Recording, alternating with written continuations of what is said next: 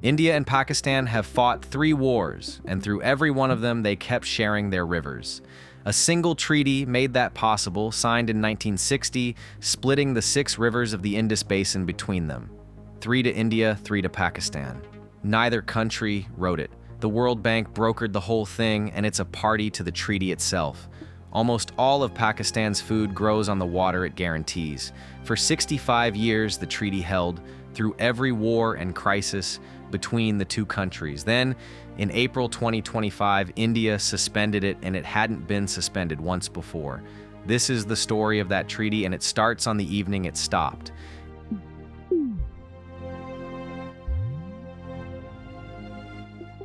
It's the evening of April 23, 2025, in New Delhi.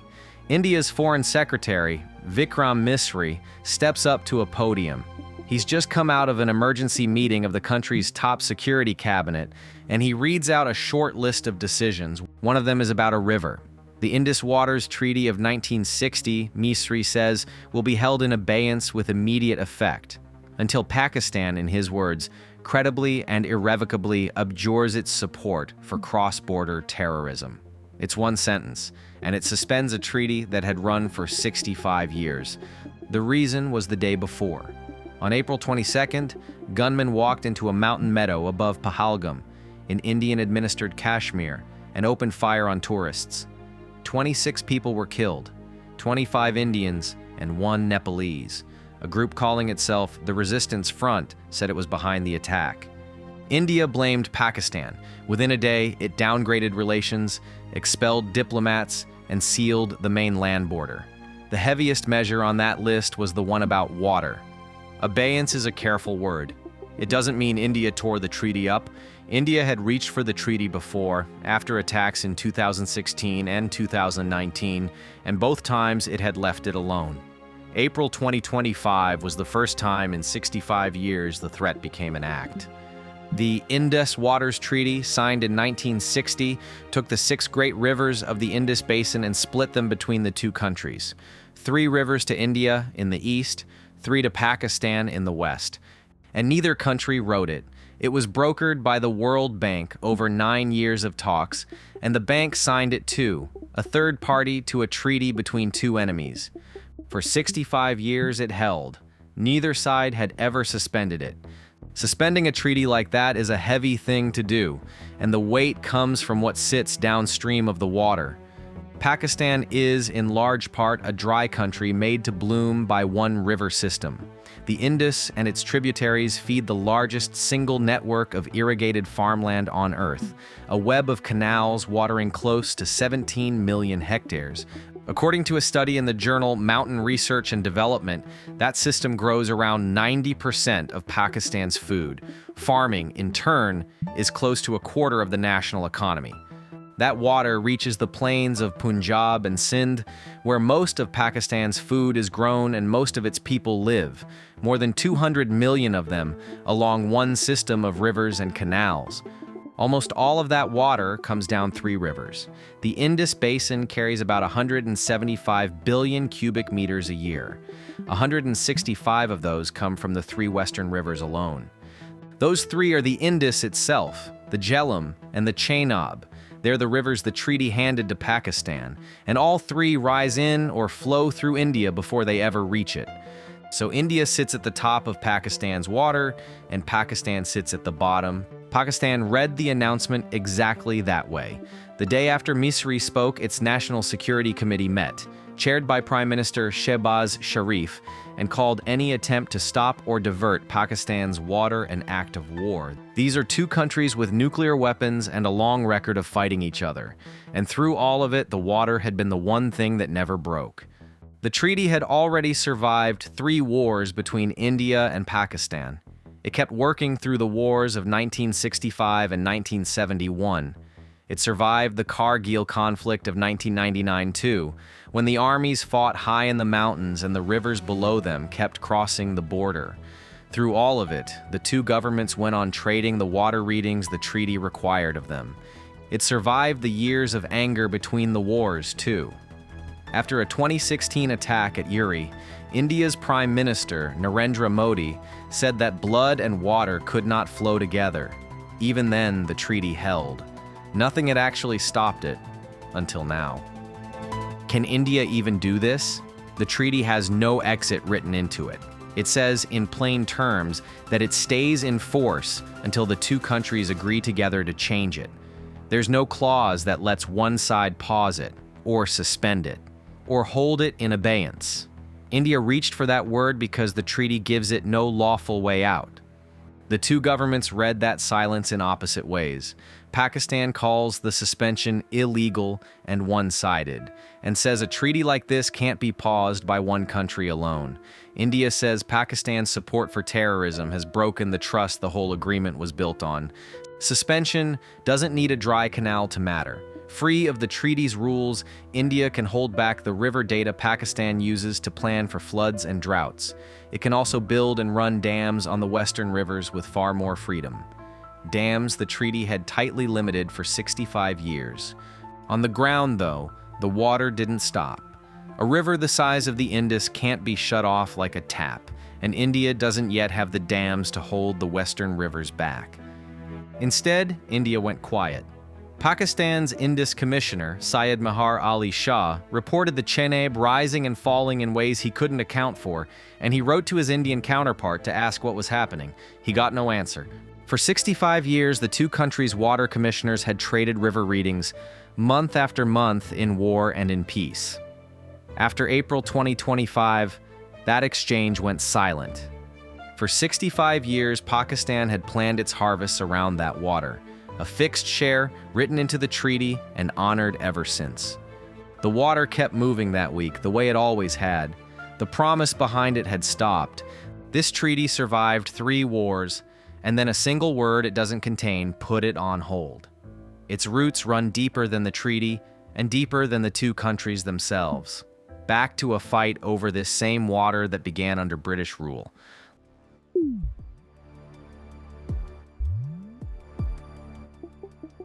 Long before there was an India or a Pakistan, the water of the Indus was already being fought over. The fight was between two provinces of British India. Through the late 19th century, the British had turned the Punjab into one of the largest irrigation networks in the world. They dug thousands of miles of canals and settled millions of farmers on land that had been desert. They called the settlements the Canal Colonies. Between 1885 and 1940, the British laid out 9 of these colonies across Punjab. They moved well over 1 million people onto them, most from the crowded farming districts to the east. The largest, the Chenab colony, covered close to 1.8 million acres of what had been open scrub. The colonies grew wheat and cotton for sale, and they turned barren crown land into revenue for the government. They worked, and so they kept expanding. And the engineering kept getting bigger with them. The Triple Canal project ran from 1905 to 1917, tying 3 rivers together with new channels. The Sutlej Valley project followed from 1922 to 1933. Each one reached higher up the rivers and pulled out more water than the last. All that new farmland needed water, and the water came from the same rivers, pulled out higher and higher upstream. Every new canal in Punjab meant a little less river flowing down to the province below it. That province was Sindh, at the bottom of the system, where the Indus runs to the sea. Sindh's farming depended on the river arriving in flood each summer, and on the old canals that filled when it did. To see why the timing mattered so much, you have to look at how the river actually runs.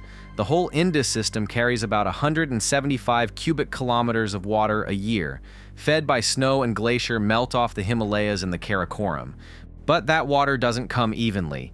It's thin through the winter and the spring sowing months, then huge from July to September when the monsoon comes down. Around 80 to 85% of the year's water arrives in those few flood months, so the fight was never really about the total. Timing and storage were the whole thing. Who held the water back, and who got it when the fields needed it most? Sindh's old canals only filled in the flood, and a canal upstream could take that flood before it ever arrived. So Sindh watched Punjab's canal building with alarm. Every new scheme upstream looked like water pulled out of its own fields, and a planned dam at a place called Bakra worried it most of all. Decades later, the same fight would split two countries. The upstream user took what it wanted, and the downstream user was left afraid there'd be nothing coming. The difference was that both sides here answered to the same government, and that government kept trying to settle it. The India Irrigation Commission of 1901 to 1903 ruled that Punjab had to clear its Indus projects with Sindh before it built them. It didn't hold. The disputes kept coming, and in 1935, the Anderson Committee tried to agree a share of the water both provinces could accept. That formula collapsed too. So in September 1941, the British appointed a full commission under a judge named Benegal Rao to settle the Sindh-Punjab water dispute for good. Sindh brought its whole list of complaints against Punjab's projects on the Indus. The Rao Commission reported in July 1942.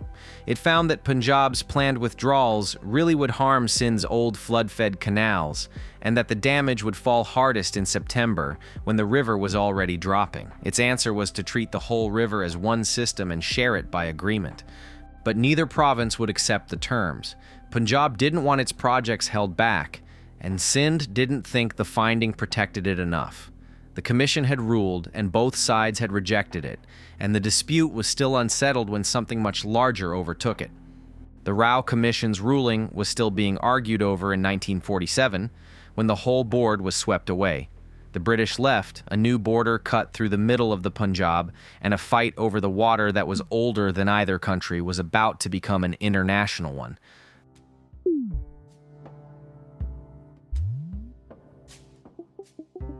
The thing that border cut through was a single connected system, and it runs on 6 rivers. 5 of them cross the Punjab, whose name means 5 rivers. They all feed a larger 6th, the Indus, which gives the whole basin its name. 3 run down the western side of the region, and 3 down the east. The 3 western rivers are the Indus itself, the Jhelum, and the Chenab. The 3 eastern rivers are the Ravi, the Baz, and the Sutlej. Almost all the water is in the west. The 3 western rivers carry something like 80% of the flow, and the 3 eastern ones carry the rest. The water starts high up in the snow and ice of the Himalaya, the Karakoram, and the Hindu Kush, and it doesn't arrive evenly through the year. The rivers run thin in winter and spring. Then the monsoon comes, and about 3/4 of the year's water pours down between June and September. So the sowing months are the lean ones, when a farmer needs the canals most, and the rivers hold the least. The rivers, the headworks that divert them, and the canals below them all worked as one system. Whatever the headworks let through was all the fields at the bottom got. Whoever held the gates held the timing, and in a system like this, the timing is the thing that matters most. By 1947, that system was the biggest of its kind anywhere. The British had built it out over decades until it watered something like 26 million acres of farmland. It ran on more than 30,000 miles of canal. And it had all been designed and run as one machine under one government for a single stretch of country. In August 1947, the British left, and British India split into 2 independent countries, India and Pakistan, within a day of each other. A new border had to be drawn between them. The border was drawn by a British lawyer named Cyril Radcliffe. He'd never set foot in India before. He was handed the maps and the census returns and given about 5 weeks to decide where a line through a subcontinent should go. Radcliffe drew it the way he'd been instructed, along district lines, following which communities were Muslim and which were Hindu and Sikh. He was there to separate people, and he wasn't dividing rivers or canals. He barely finished in time. The line wasn't even made public until August 17th, 2 days after the 2 countries were already independent. For a few days, millions of people didn't know which country they were living in. And the line ran straight through the Punjab and straight through its water. When Radcliffe was done, the headworks that fed the canals sat inside India. The canals themselves and the farmland they watered sat inside Pakistan. 2 of those gates mattered more than the rest: Madhopur on the Ravi and Firozapur on the Sutlej. Both ended up just on the Indian side of the new border, and both sent their water into fields that were now in Pakistan. So India came out of partition at the top of the system and Pakistan at the bottom. India upstream held the gates.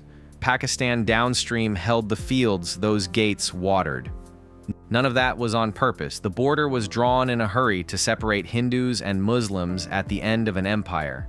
The mapmakers never really weighed what it meant to split a working irrigation system between two enemies. The Boundary Commission had divided the land and the people. The water that now crossed the border was left for the two new governments to sort out later, if they could. There had been a chance to handle it differently. During the boundary talks, Radcliffe asked whether the rivers might be run jointly, by both new countries together. Neither side agreed to that, so the water was split like everything else, and the joint system was left with a border through the middle of it. Pakistan felt the problem first. Its farmland drank from canals fed by gates now inside India.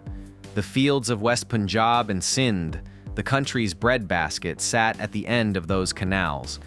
Both governments could see the danger from the start.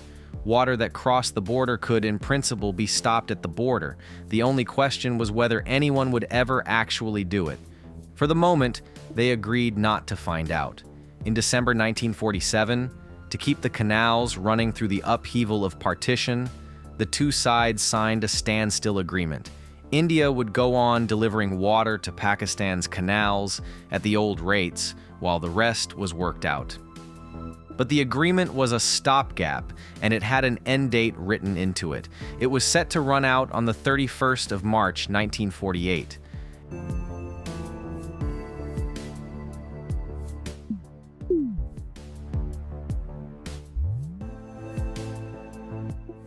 It's the 1st of April, 1948, in the fields of West Punjab, on the Pakistani side of a border less than a year old. It's the start of the growing season, when the canals should be full. That morning, they ran dry. The reason was a deadline. The standstill agreement that had kept the water flowing since partition expired at midnight on the 31st of March, and a few hours later, the water stopped. That standstill deal had been a modest thing. The chief engineers of East and West Punjab had signed it back in December 1947, and it simply held the water at the old shares until the end of March. Nobody signed a new one before it ran out. The order came from the government of East Punjab, on the Indian side of the line, and it shut the flow into the canals that watered West Pakistan. By some accounts, it wasn't even meant as a threat. The canal colonies downstream hadn't paid their water dues, and cutting off water over unpaid dues was the ordinary way one province had always pressed another. That old tactic used to play out inside a single country.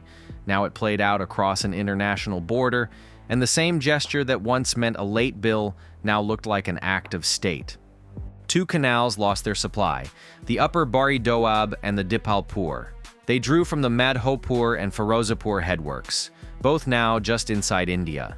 The fields they fed were in Pakistan. April is when Punjab's farmers plant for the summer harvest, the Kharif season. With the canals dry, the fields couldn't be sown, and the city of Lahore, just across the border, lost part of its drinking supply. Land that should have been flooded for planting sat cracked and dry, and a whole season's crop was suddenly in doubt. The canal colonies the British had built supported millions of people. Their way of life ran on water arriving on time, through gates that were now on the wrong side of a hostile border, and Pakistan was less than a year old. It was poor, still absorbing millions of refugees from partition, and a failed harvest across its best farmland was something the new country couldn't afford. The shutoff put about 5.5% of Pakistan's cropland at risk for the season. The water stayed off for roughly 5 weeks.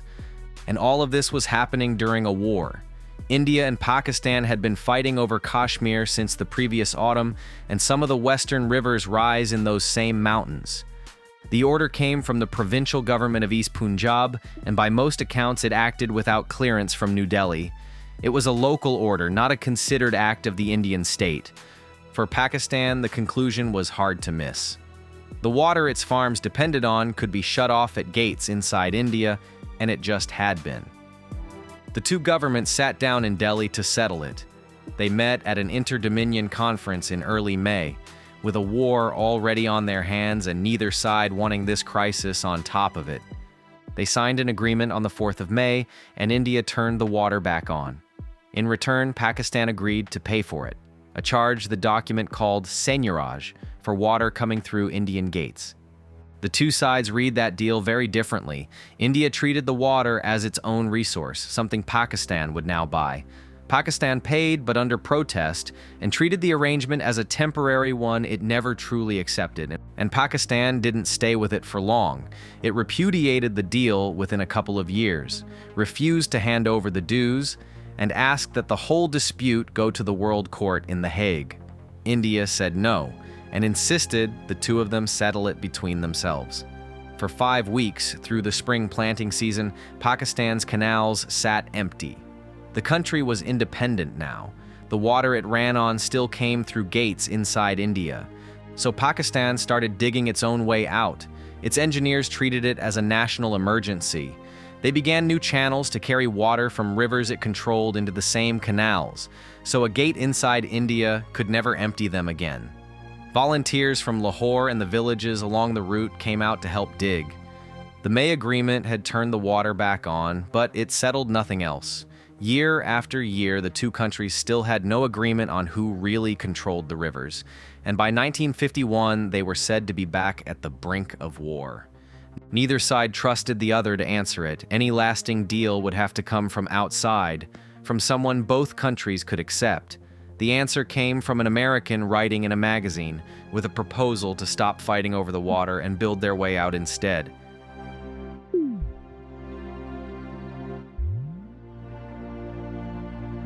In the spring of 1951, an American named David Lilienthal traveled across India and Pakistan, and he came away worried.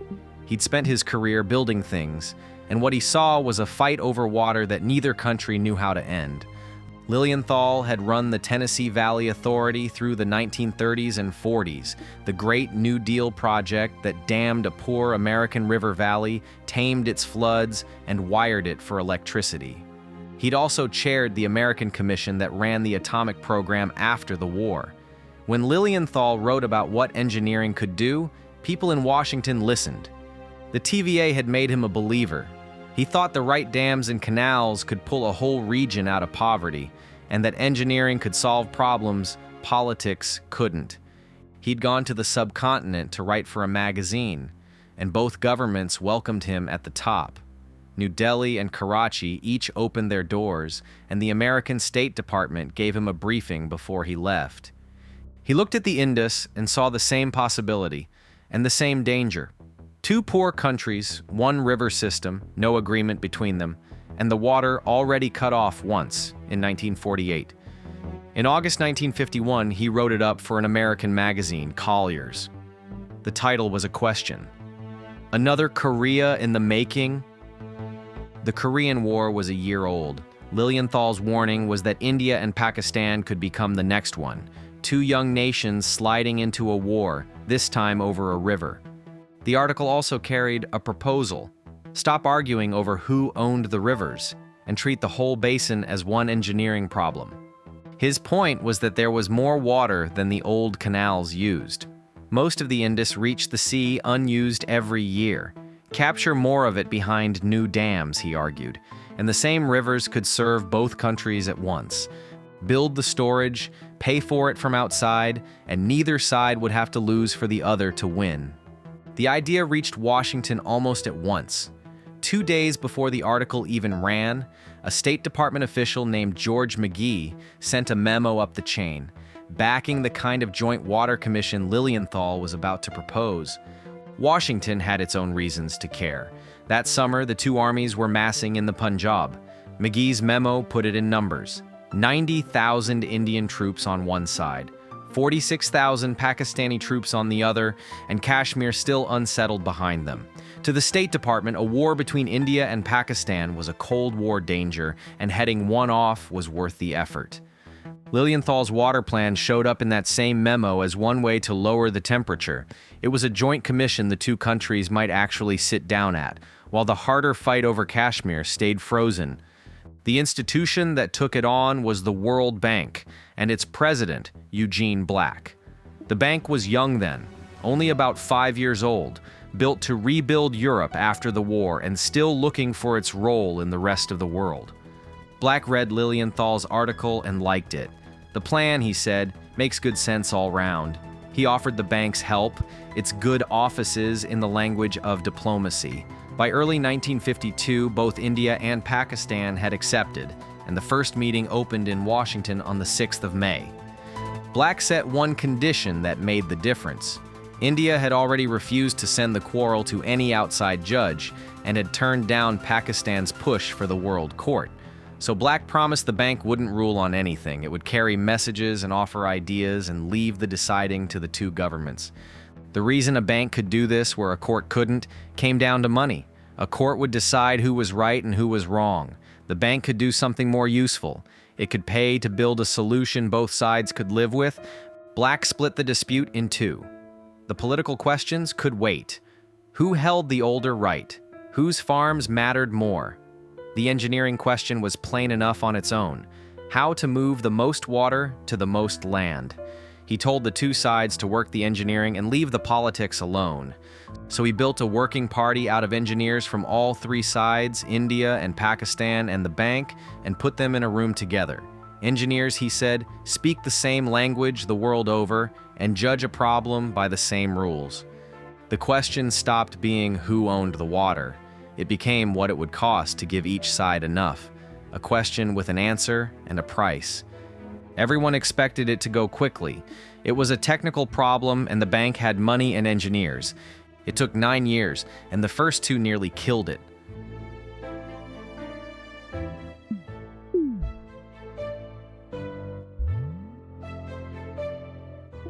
The talks opened in 1952 with a simple-sounding goal: divide the water of the Indus fairly between the two countries. It took 2 years to prove that couldn't be done. The trouble was that each side arrived with a claim, and the claims didn't overlap. India held the upper rivers and argued that water rising in its own territory was India's to use. Pakistan argued from the other end. Its canals had drawn on those rivers for generations, and it said that long use had earned it a right to keep the water coming. The bank treated both claims as reasonable, and together they were hopeless. The plan was to share each river between the two countries, and every unit of water turned into a border dispute. The bank's fix for that was to take the politics out of it. Eugene Black set up a working party of engineers, one team from each country and one from the bank. He told them to treat the Indus as an engineering problem, not a question of who owned what. Black thought that would move fast. Engineers, he said, speak the same language everywhere and judge a problem by the same standards. He expected them to agree on the numbers and be done. It didn't go that way. The politics he'd tried to set aside came straight back in. Neither side would sign off on splitting any single river, and without that, there was nothing for the engineers to build on. So for 2 years, the working party argued shares and schedules on rivers neither country would give up. By 1954, the bank had run out of patience with the whole approach. So it changed the question. It stopped trying to share the water at all and proposed dividing the rivers instead. India would get the 3 eastern rivers outright, the Ravi, the Beas, and the Sutlej. Pakistan would get the 3 western ones, the Indus, the Jhelum, and the Chenab. You don't teach 2 enemies to share a river. You give each of them their own. The 2 sides answered in opposite ways. India accepted the bank's proposal in March 1954. Pakistan rejected it as unfair. Pakistan's objection was about history. The split ignored generations of use on the eastern rivers, and Pakistan feared parts of its Punjab going dry. For a while, its delegation talked of walking out, and the talks nearly collapsed. Then, Pakistan came partway back. In July 1954, it accepted the plan in principle, with conditions attached. In December, both sides returned to the table, and from there, the talks went stop and go for 6 more years. The idea itself held the whole time. The details took years, because dividing the rivers created a problem the sharing plan never had. Many of Pakistan's existing canals had been fed by the eastern rivers, the very ones now going to India. So the deal only worked if Pakistan could replace that water. It would have to move water from the western rivers across to the lands the eastern rivers used to serve. That meant an entirely new system: link canals to carry water sideways across the basin and dams to store it through the dry months. That's what turned a water fight into a construction project, and it left a question nobody had answered: who was going to pay to build all of it? India didn't want to pay for Pakistan's new canals. Pakistan didn't want to hand over rivers it had always used on the promise of replacement works that didn't exist yet. So the engineering studies dragged on through the mid-1950s. Surveys, cost estimates, dam sites, canal routes, the slow work of pricing a solution nobody had signed up for. The politics shifted in 1958. In Pakistan, the army took power in a coup, and General Ayub Khan became the country's ruler. For the negotiation, that mattered.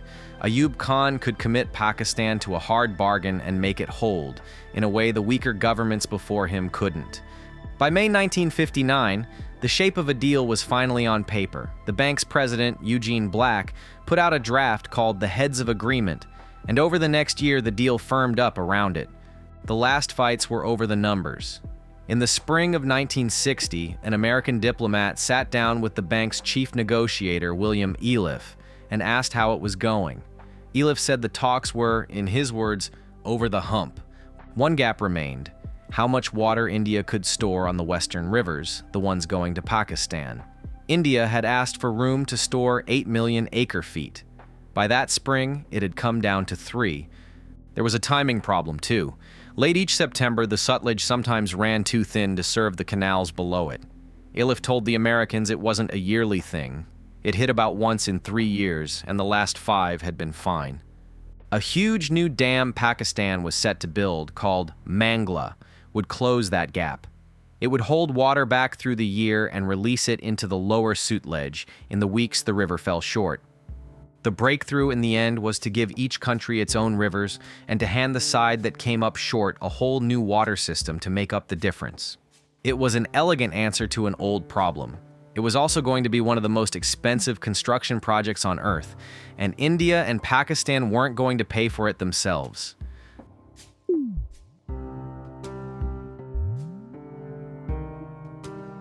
The plan to divide the rivers was elegant. It also came with an enormous bill.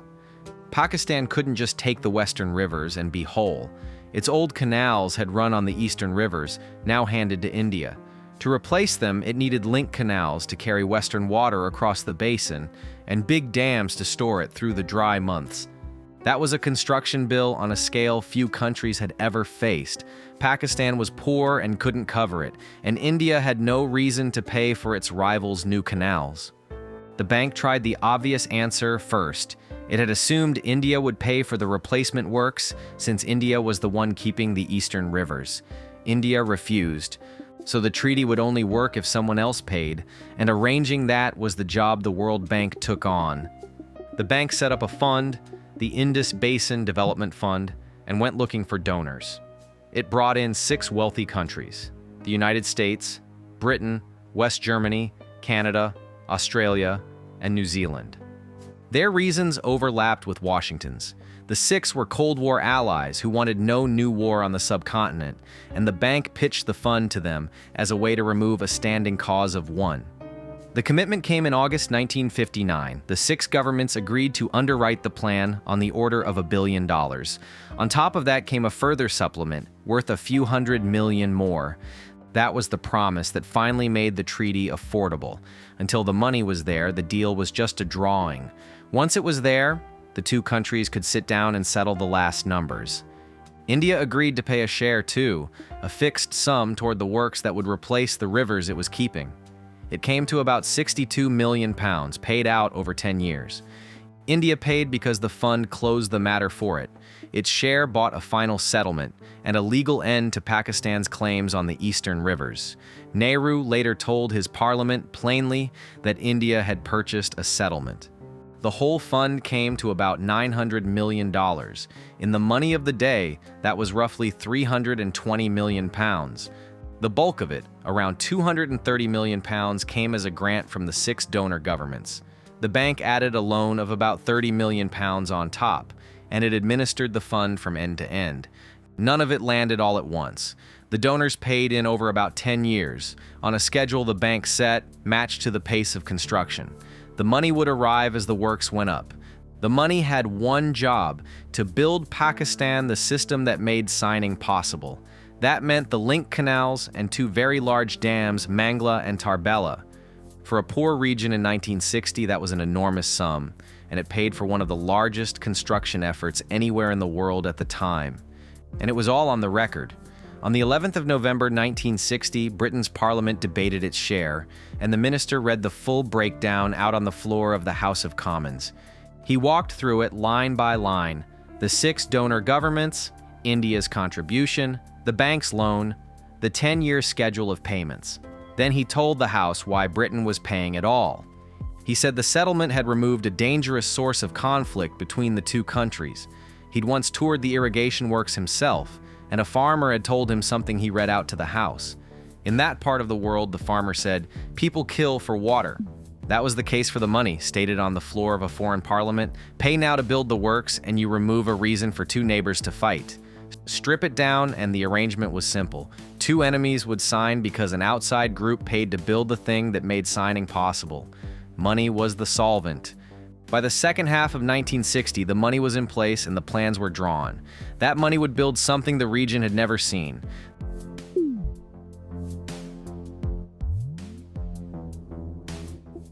The fund would pay to build Pakistan a new water system, almost from scratch. Pakistan had lost the 3 eastern rivers to India, and it couldn't simply do without them. It had to bring the water of the western rivers across to the lands the eastern rivers used to feed. That meant replumbing half a country. The heart of it was 8 new link canals, cut across the basin to carry western water east. Together, they'd run for hundreds of miles, close to 400, artificial rivers moving water sideways across the plain. The canals came with new barrages, low dams built to steer the rivers where the engineers wanted them to go. And they came with wells, thousands of them, close to 2,500, sunk to pump groundwater up where the canals couldn't reach. But the largest pieces were 2 enormous dams. They were there to fix a problem of timing. Pakistan's whole irrigation system ran on the rivers as they came, unregulated, straight off the mountains. The trouble was that the rivers didn't come evenly. Most of the water arrived in the summer monsoon and roared past unused, and the fields went thirsty in the growing months. There was nowhere to hold the surplus for later. That's what the dams were for. Each one would hold back a reservoir big enough to catch the flood and let it out slowly through the dry season. The first was Mangla on the Jhelum. Work would begin in 1961 and the dam would open in 1967, a wall of earth holding back a vast new reservoir. It was the first of the 2 great dams to rise. The second was bigger still. Tarbela on the Indus would be begun in 1968. When it was finished, it would be one of the largest earth-filled dams on the planet. None of it was quick. Tarbela's dam wouldn't be finished until 1976, and its first power wouldn't come until 1978. The full project wouldn't be done until around 1984, a quarter century after the men in Karachi picked up their pens. And none of it was cheap. Tarbela alone would run to something like $1.5 billion, far past the first estimates. The money fell short once along the way. On the 8th of April 1964, the donor countries and the bank signed a second agreement, adding more funds to keep the work going. While all that building went on, the water still had to flow, so the treaty set up a bridge. For about 10 years after signing, India would keep sending water down to Pakistan's old canals, while the new system was built. That transition ran on into the early 1970s. The eastern rivers stayed on loan to Pakistan, in effect, until the link canals and the dams could take over the job. It was an unusual bargain. The world paid to give one country a whole new set of rivers just so the two could stop fighting over the old ones. All of it, the canals and the dams and the money, depended on one thing. The two countries had to sign the treaty that set it in motion. In September 1960, they did.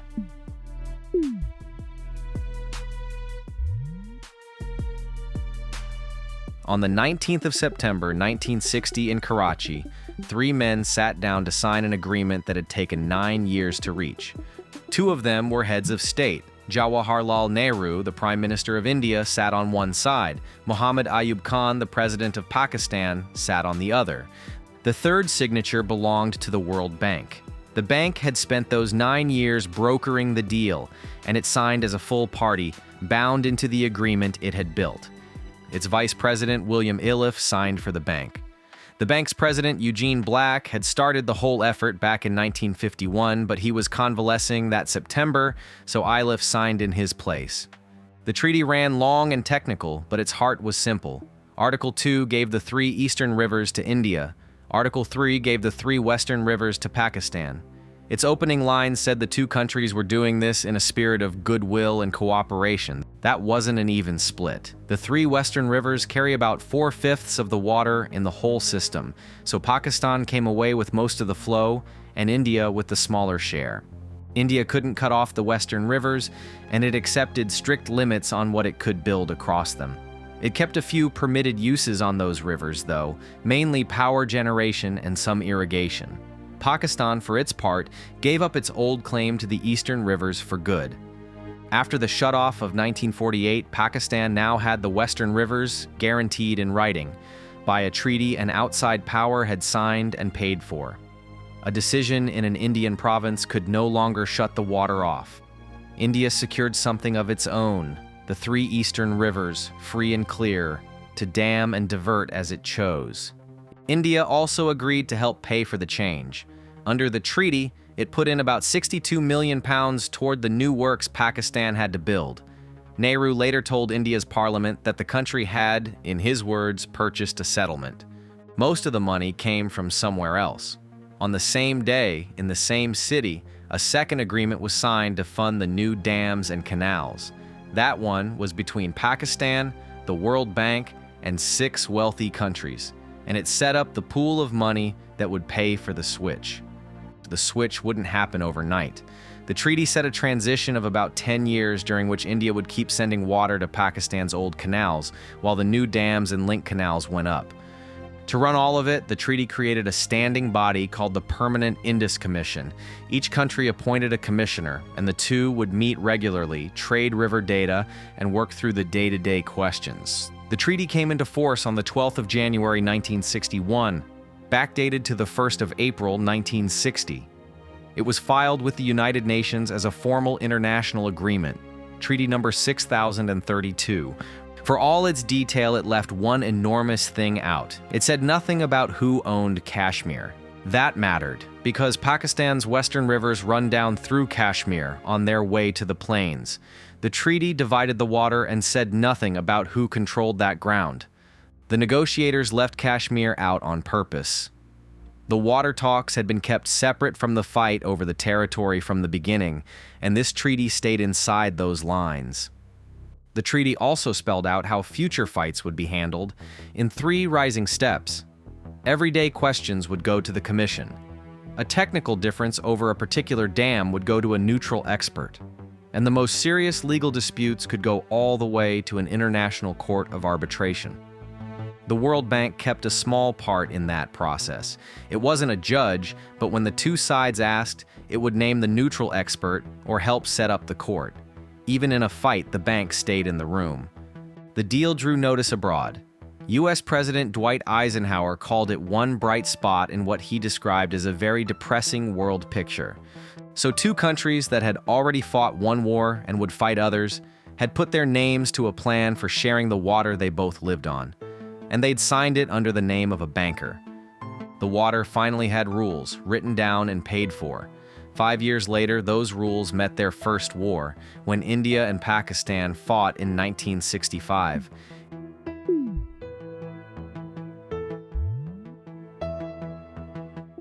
In September 1965, India and Pakistan went to war for the second time.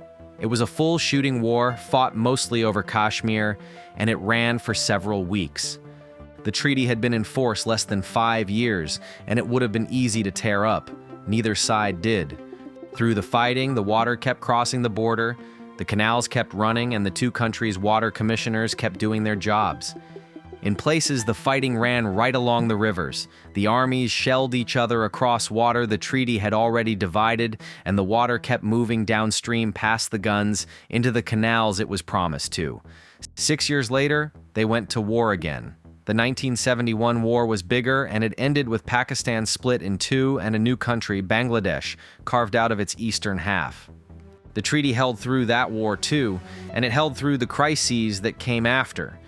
In 1999, Indian and Pakistani troops fought high in the mountains at Kargil, in Kashmir, near the headwaters of the very rivers the treaty governed.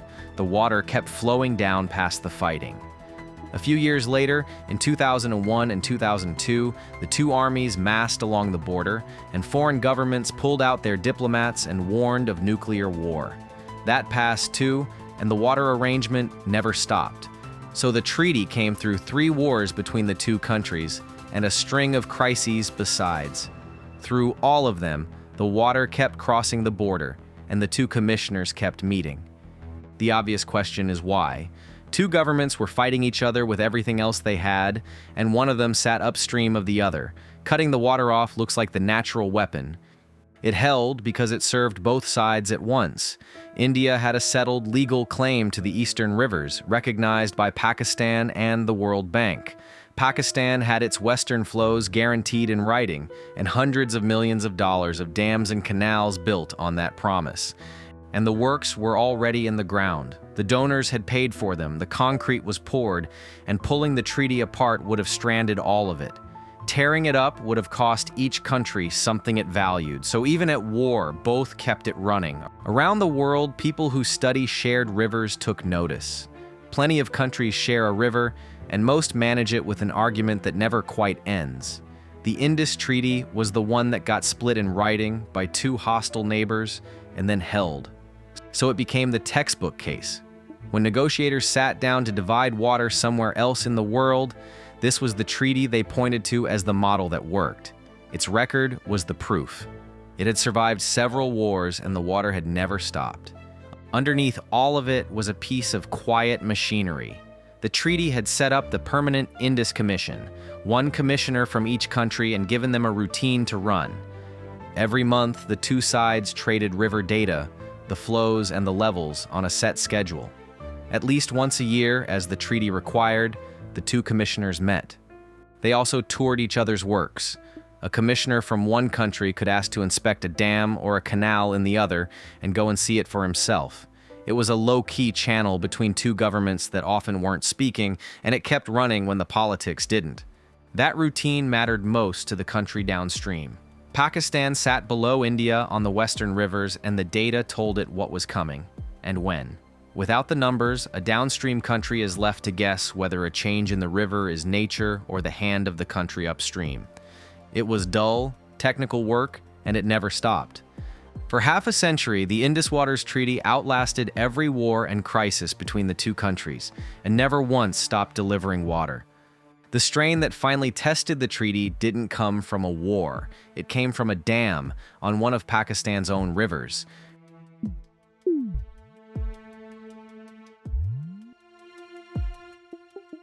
For its first 20 years, the treaty mostly worked in the background. The wars came and went, the water kept flowing, and the two commissioners did their quiet work. The trouble started when India began to build. The treaty let India put dams on the western rivers, Pakistan's rivers, as long as they only ran the current through turbines and didn't hold much water back. But even that kind of dam has to pond a little water to run. That small pool is called pondage. And every dam has gates low in its wall to flush out the silt the river carries. Those were the two features Pakistan watched.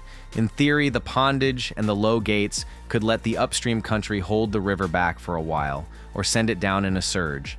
So Pakistan studied every dam India designed for the same two things: how much water it could pond and what those low gates could do. Every new dam on the western rivers reopened the same argument. The first real test came on a dam called Salal on the Chenab. The Chenab carries more silt than any of the western rivers, so its low flushing gates weren't a small detail. They were how the dam would stay clear. India started building Salal around 1970. Pakistan objected to the design in 1974. India could have taken the fight to an outside expert, the way the treaty allowed. Instead, the two countries chose to work it out between themselves. In 1978, they signed an agreement, and India agreed to change the dam.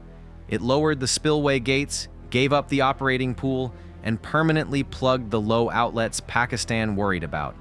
It was a real concession. India gave up more than the treaty strictly required to settle Pakistan's fear. Both governments called the deal a win for settling things face to face. But there was a cost. Those low outlets were also how the dam flushed out its silt. Once they were plugged, the reservoir behind Salal filled with sediment within a few years, and most of its storage was gone. Salal was settled between the two countries themselves with no outside judge, and it never happened again. The next dam hardened the pattern. In 1984, India began a project on the Jhelum at a lake called Wular. India called it the Tulbul Navigation Project. Pakistan called it the Wular Barrage. The two names carried the whole fight.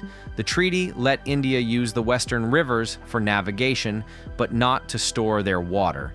So the question was which one this was. Pakistan said the barrage was really storage, well above the small amount the treaty allowed, and the treaty didn't permit storage on that stretch of the river. India said it was there to keep the river deep enough to move boats through the winter, and that a regulated flow would help Pakistan downstream too. Work had already started on the ground, and India had poured foundations on one bank when Pakistan raised its objection. Neither side moved. India suspended the work in 1987. The two countries talked it over more than a dozen times in the years after, and it stayed exactly where it stopped. So by the late 1980s, the treaty's dams had become a running argument. Salal had been solved between the two countries, and Tulbul was stuck. The next big dam would go somewhere new, outside the two governments entirely, to a judge.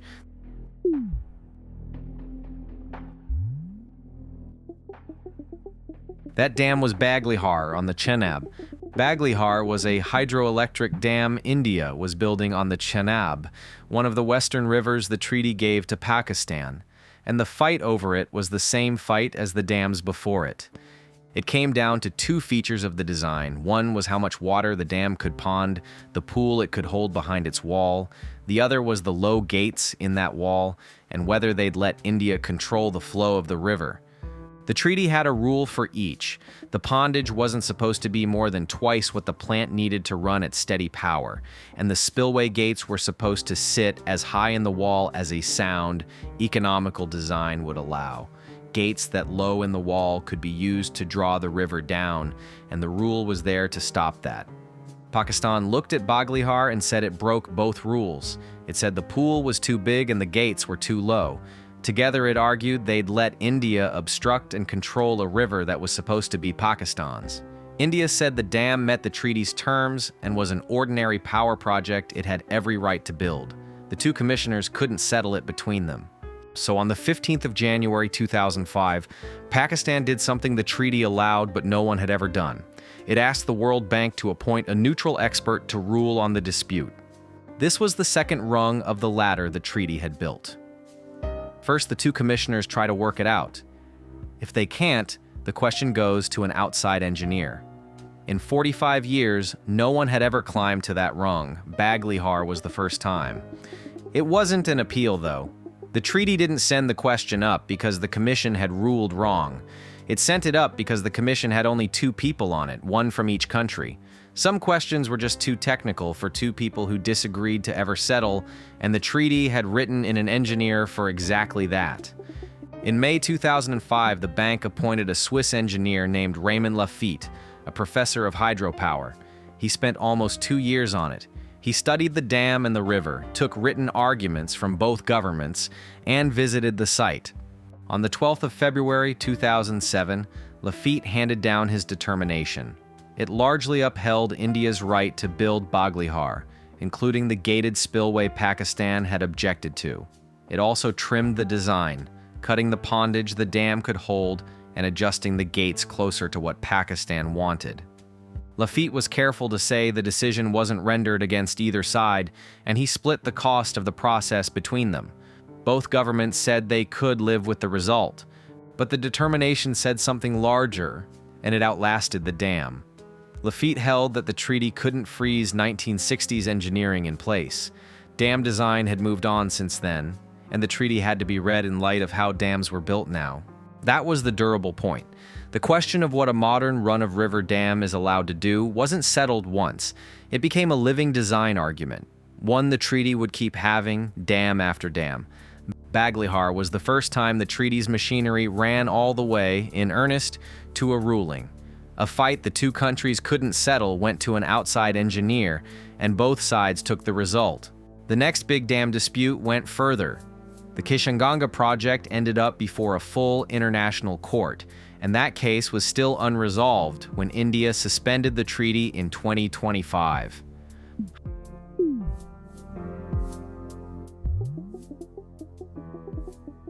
High in the mountains of Kashmir, a river called the Kishanganga crosses from Indian-controlled territory into Pakistan. On the Pakistani side, it has a different name, the Neelam. Both countries wanted to dam it for electricity.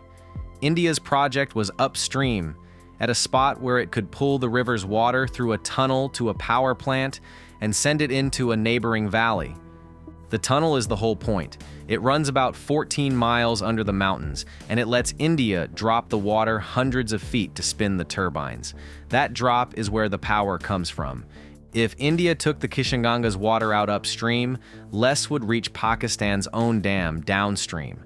Pakistan was building that dam, the Neelam Jhelum project, to make power from the same water. Two projects on one river and only so much water to run them.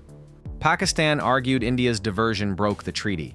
It said the treaty didn't let India move water from one tributary to another. India argued the opposite, that this was exactly the run-of-river power project the treaty allowed. Neither would give way.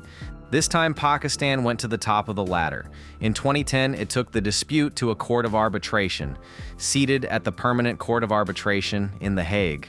The court was constituted late that year, 7 members, chaired by the American judge Stephen Schwabel. This was a bigger forum than the single neutral expert who'd handled Baglihar. A full international court, with a panel of judges hearing a case between two governments over a river. The court ruled in 2 parts. The first came in February 2013, and it held that the treaty allowed India to divert the Kishanganga for power. On the question of the 2 rival projects, the court looked at which had come first. India's project had reached a firm stage before Pakistan's, so the court treated India's as having priority on the water.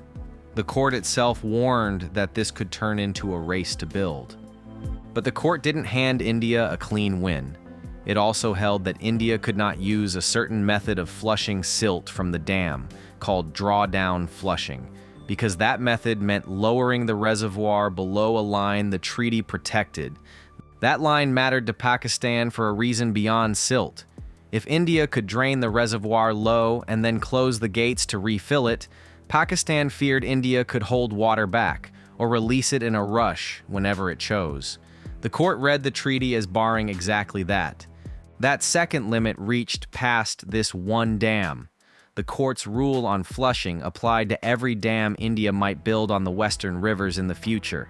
It even reached back over the earlier Baglihar ruling, which had allowed the method. The court's second ruling came in December 2013. It required India to keep a minimum flow running down the old riverbed at all times, so the water wouldn't stop reaching Pakistan. The court set that flow at 9 cubic meters a second, so Kishanganga ended much as Baglihar had. India could build, the court set the terms, India finished the dam and switched it on in 2018. Then the dispute system stalled. A new round of disputes came up over Kishanganga again, and another Indian dam called Ratle on the Chenab. This time the two countries couldn't even agree on how to settle the disagreement. India wanted a neutral expert, the lower rung of the ladder. Pakistan wanted a full court of arbitration, the top rung.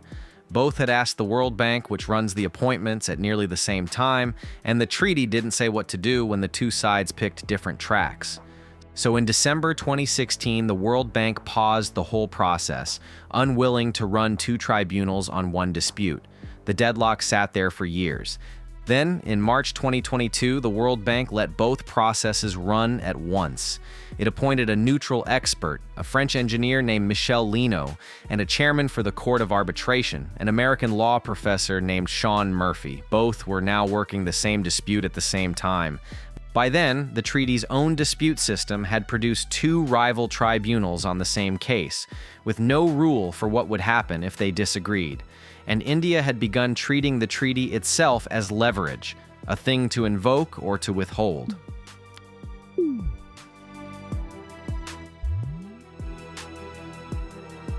On the 18th of September 2016, militants attacked an Indian Army base at Uri, in Indian-administered Jammu and Kashmir. Around 17 soldiers were killed. Some accounts put the toll at 19. India blamed militants it said were based in Pakistan, and Pakistan denied any role. In the days after, for the first time, senior Indian voices debated openly whether the country should use the Indus Treaty as leverage against Pakistan. A week after the attack, Prime Minister Narendra Modi met his advisors to weigh it. Blood and water, he said, cannot flow together. India didn't tear up the treaty, but it stopped attending the regular meetings of the Permanent Indus Commission. That was the quiet channel where the two commissioners had traded data and worked through complaints through every war for over 50 years, and now those meetings stopped. Modi's actual decision was narrower than the line suggested. India would use every foot of room the treaty gave it, and no more. It pushed new dams on the western rivers, where before it had moved slowly. Stopping the rivers themselves wasn't a real option, and India's own advisors knew it. Holding back that much water would take years of dams India hadn't built yet. Then India went further, in argument this time. It said the treaty itself was outdated and the terms needed to change. India moved on paper, under Article 12, the clause that governs changing the treaty. On the 25th of January 2023, it sent Pakistan a formal notice asking to review and modify the treaty. It sent another on the 30th of August 2024, and a follow-up that September. The first notice, in January 2023, came straight out of the deadlock over the dams. India said Pakistan was blocking the treaty from working, and it refused to take part in the court of arbitration Pakistan had gone to over Kishanganga and Ratle. India argued the court had no business hearing the case at all. India's stated grounds went wider than that, to things the 1960 text hadn't foreseen. Its population was far larger now, and it wanted clean energy to meet its emission targets. The climate was changing. And there were the years of arbitration fights over its dams, which India said the treaty's own system had handled badly. The world had changed, India argued, and the treaty had to change with it. Pakistan's answer was that India couldn't do this on its own. The treaty had no clause letting one side rewrite it or walk away. It stayed in force until both governments agreed to replace it, and Pakistan said the deal remained valid and binding exactly as written. Its position was that all of this belonged in the Indus Commission, where the treaty said such questions were meant to be worked out. So the two governments settled into a standoff over the treaty itself. India said the deal no longer fit the world it was made for. Pakistan said the treaty still bound them both, and that its farms and cities downstream lived on the flow that treaty promised. By now, the two sides saw the treaty in opposite ways. Indian commentators called it a deal that had given away too much water to a rival. Pakistani officials called it a question of national survival. Something had shifted across these years. For half a century, the treaty had been an engineering problem, settled by neutral experts and courts arguing over the design of dams. Now it was a political instrument, invoked in the language of pressure. The argument was still just an argument, and the treaty was still legally intact. But the fight had moved off the drawings and onto the treaty itself. The treaty was still in force, and the water was still flowing. It had held through 3 wars. It had never faced a deliberate decision in peacetime to stop honoring it. That came in April 2025.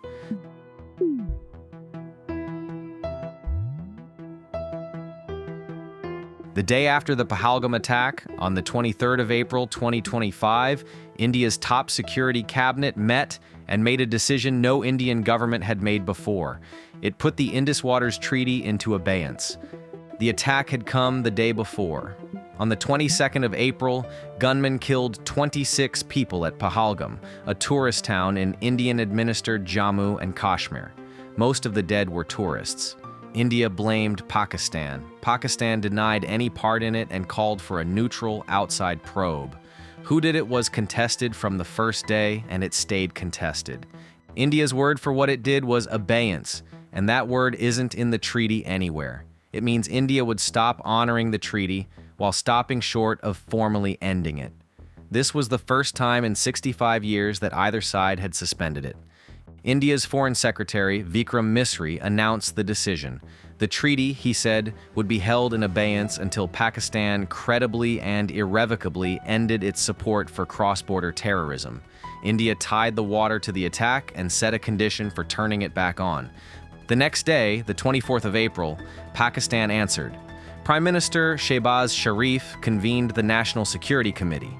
It called India's steps unilateral and without legal merit, and it rejected the abeyance outright. Any attempt to stop or divert Pakistan's water, it said, would be treated as an act of war, and answered with full force. Underneath the statements was a legal problem in the text. The treaty has no built-in end. Its own Article 12 says it stays in force until it's ended by a treaty both governments ratify for that purpose.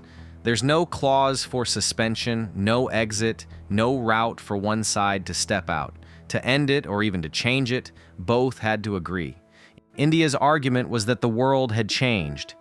Pakistan's support for terrorism, it said, had broken the good faith the treaty rested on, so India was no longer bound to keep performing it. Its position was consistent. Its foreign ministry said the treaty stands in abeyance until Pakistan abjures that support. Pakistan's argument ran the other way. A treaty is binding until both sides agree to change it, and one country can't suspend it by picking a new word for the same act. No party, Pakistan said, can unilaterally suspend or end a treaty that contains no such provision. The move, it said, was illegal. Both arguments turned on the same clause. India argued the good faith behind the treaty had already collapsed, whatever the text said, and that the world of 1960 no longer fit. Pakistan read the text to mean no country can walk away on its own, and that a bilateral treaty binds until both sides let it go. Each side read the same silence the other way, and no neutral body had yet ruled. On the ground, not much changed at first. India couldn't stop the rivers because it doesn't have the dams to hold them. Analysts made the point plainly. Whatever the politics, India lacked the works to shut off the western rivers anytime soon, and the water kept flowing into Pakistan. India's real levers were smaller. It could hold back data, flush its reservoirs, and time its releases. That was pressure, but it wasn't the tap Pakistan feared. The cooperation was another matter. India stopped sharing the routine river flow data the treaty requires, the numbers Pakistan uses to forecast floods and run its own dams. Pakistan's Indus Commissioner Syed Mehar Ali Shah wrote to his Indian counterpart several times about unexplained swings on the Chenab. He got no reply. Without the data, he said later, a downstream country is left to guess whether it's facing nature or the country upstream. The two commissioners stopped meeting, and a channel that had held for 65 years went silent. The water, though, was only one front. The other one was about to open with gunfire.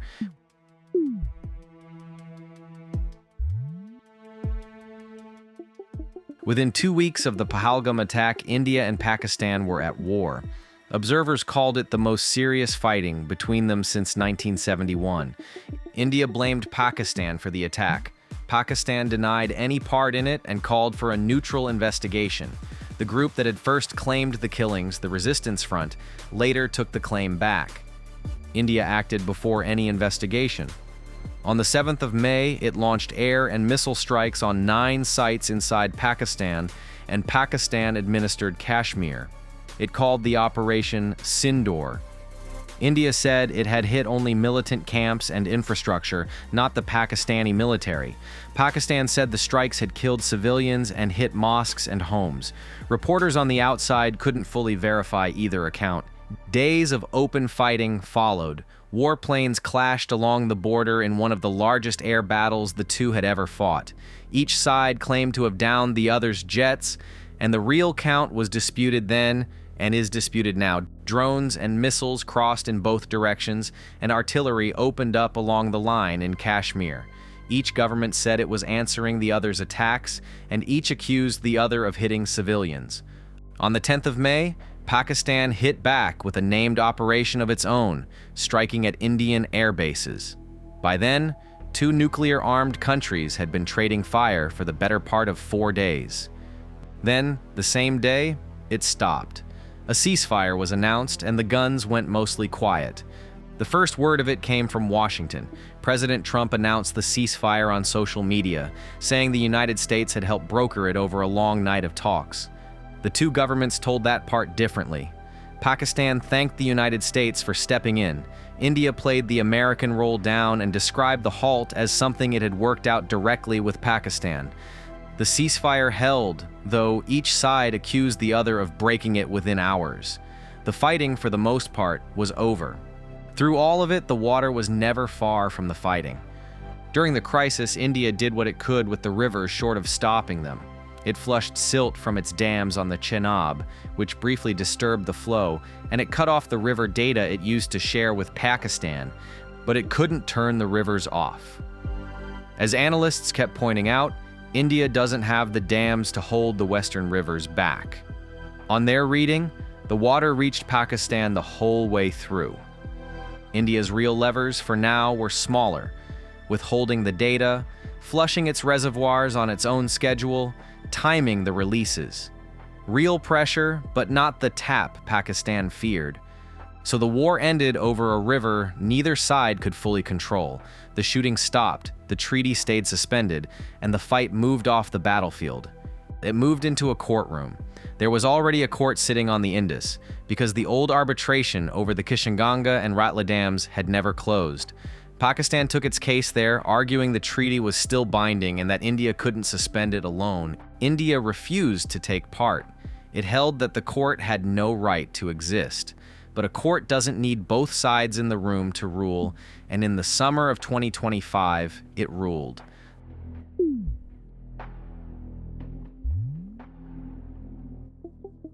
The court sat at the Permanent Court of Arbitration in The Hague, thousands of miles from the rivers it was ruling on. The first ruling came on the 27th of June 2025. India stayed away, and the court heard one side and ruled anyway. It was unanimous, and it was about the Abeyance. The court called it a supplemental award on its own competence. Years before, in 2023, the same court had already ruled once that it had the authority to hear the case.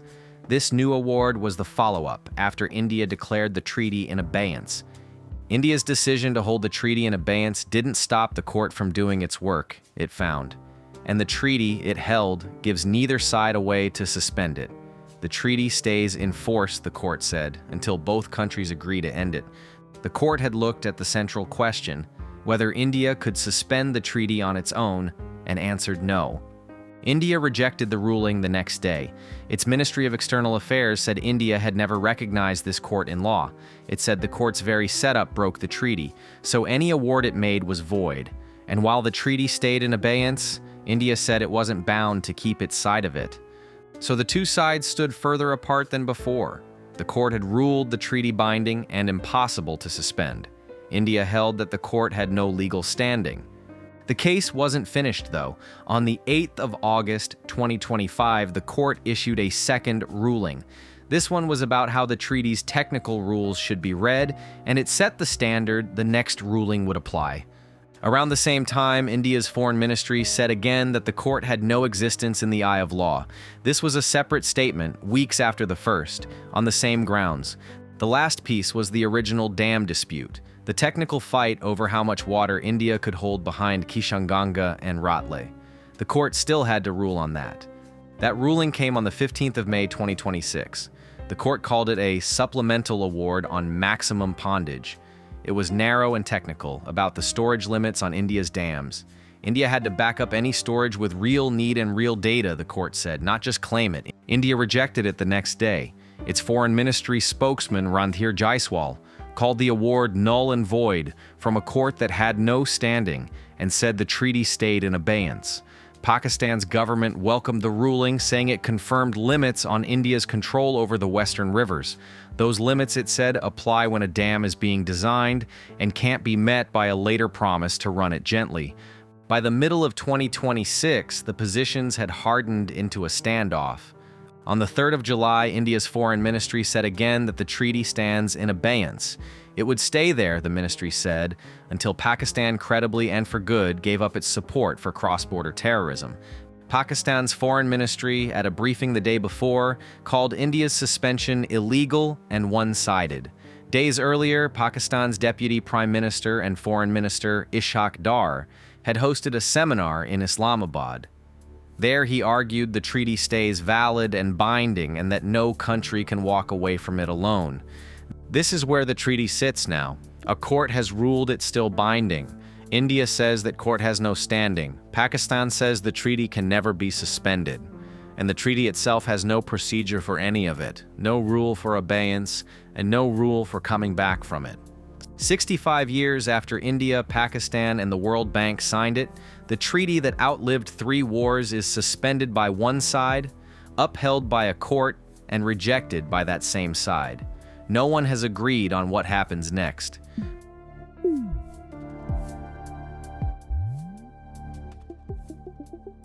Pakistan is running short of water, and that shortage is what makes the suspension so dangerous now.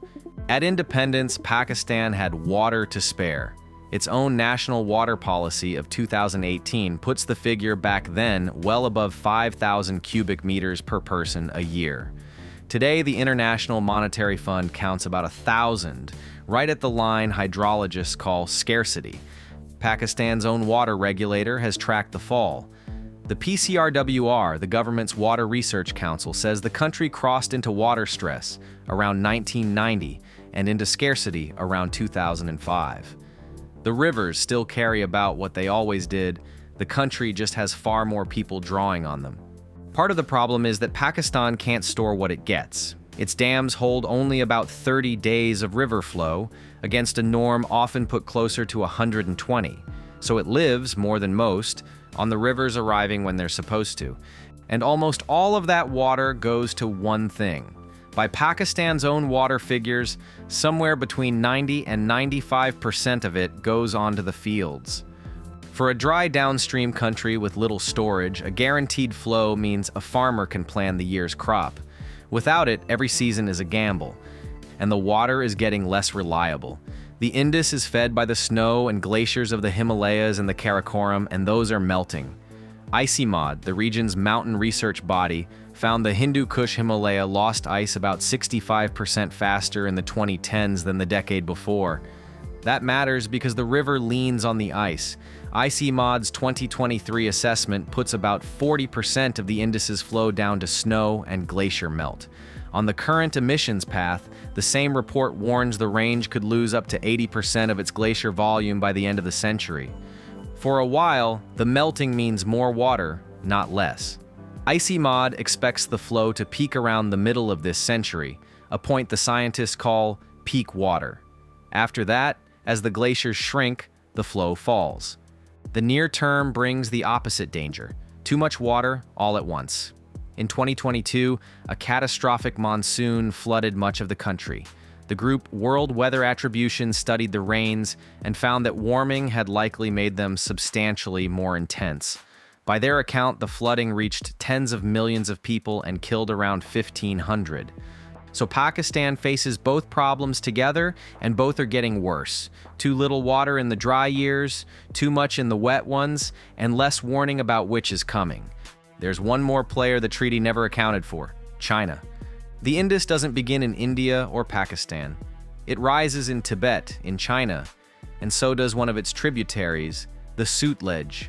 The country at the very top of the system isn't part of the treaty at all. China has been building dams on rivers across this stretch of the Himalayas. Its biggest one is worth being precise about. On the 19th of July 2025, China broke ground on what it calls the world's largest hydropower project. That dam is on the Brahmaputra, a separate river that flows toward India's northeast. It's not on the Indus. On the Indus and the Sutlej themselves, Chinese activity is harder to pin down, and reporting on it is thinner. The point is simpler than any single dam. China sits upstream, it answers to no Indus Treaty, and the treaty was written as if it weren't there. Put it together, and the treaty matters more now than it did in 1960. The water is scarcer, the weather is wilder, and there's a third country upstream, and this is the moment the treaty built to manage it stopped working. For 65 years, the treaty kept the water out of the fight between the two countries. That is the thing that is now broken, at the very moment the water is becoming hardest to count on.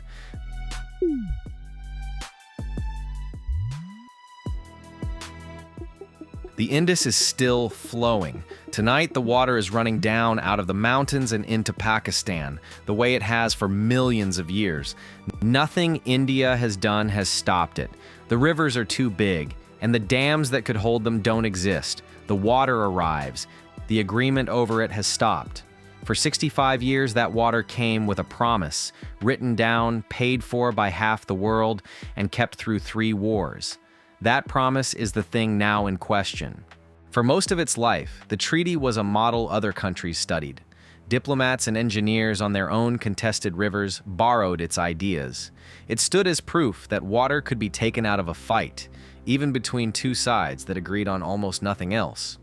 The last few years have put that in doubt, the treaty and the idea behind it that water can be walled off from politics. Water experts have warned of a wider cost. If a treaty this durable can be suspended by one side, then every shared river looks a little less settled than it did. No one knows yet how this ends. The treaty might come back if the two governments find a way. It might sit in this half-life for years, or it might be the first great shared water treaty to simply die. The treaty has no answer for any of that. It was written with no ending in mind, so it never described how to pause it and never described how to start it up again. So it sits where it sits, suspended by India, upheld by a court India won't recognize, and defended by Pakistan as the thing its farms and cities depend on. The water still comes, the way it did before there was a treaty or a border or two countries to argue over it. The promise that shared it has stopped.